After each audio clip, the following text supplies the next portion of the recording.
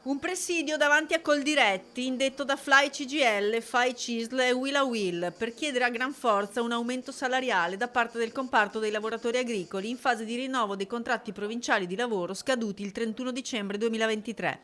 L'esiguo aumento proposto dalle associazioni datoriali, si parla di un 6% per il biennio 2024-25, è insufficiente per rendere dignitoso un lavoro faticoso ed essenziale come quello degli operai agricoli, in un comparto in continuo sviluppo e martoriato da episodi di caporalato anche nel Veneto. Il recupero della manodopera è uno dei problemi del settore, dove le aziende però si dimostrano molto latitanti e credono che per il nostro settore non valga la pena erogare retribuzioni che portino a un livello appunto retributivo decente per gli stessi lavoratori agricoli del settore. appetibilità, legalità e sicurezza sul piatto delle richieste. Dobbiamo dare dignità con il rinnovo di questo contratto provinciale ai lavoratori che tutti i giorni, ricordiamo anche durante il periodo del Covid, erano presenti sui campi per raccogliere il cibo che poi arrivava sulle nostre tavole, quindi il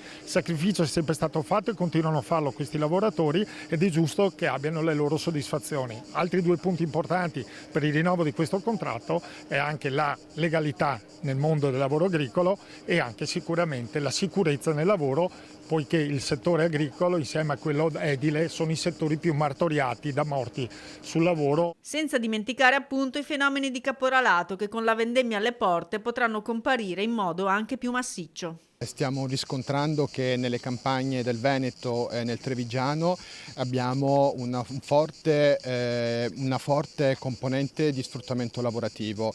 Le indagini e i casi che sono emersi nelle ultime settimane lo testimoniano. Noi da questo punto di vista stiamo cercando di contrastare il fenomeno attraverso il monitoraggio degli appalti, perché gli appalti sono il volano che alimentano lo sfruttamento lavorativo e il caporalato nel settore.